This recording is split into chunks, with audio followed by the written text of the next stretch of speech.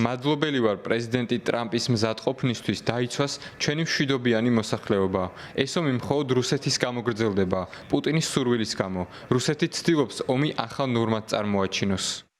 Затягувати мир можливий лише завдяки силі. მშვიდობის მიღწევა მხოლოდ ძალის გამოყენებითაა შესაძლებელი. ეს საკითხი პრეზიდენტ ტრამპთან, ასევე კონგრესის წევრებთანაც განვიხილეთ.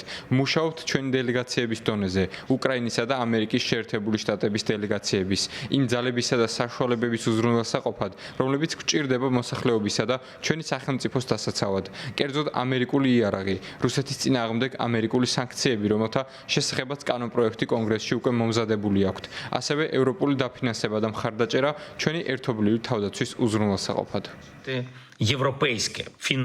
Я вдячний нашій მადლობელი ვარ როგორც ჩვენი გუნდის, ისე შეერთებული შტატების, გერმანიისა და ნორვეგიის, უკრაინისთვის პეტრიოტების შესახებ მიღებული გადაწყვეტილებისთვის.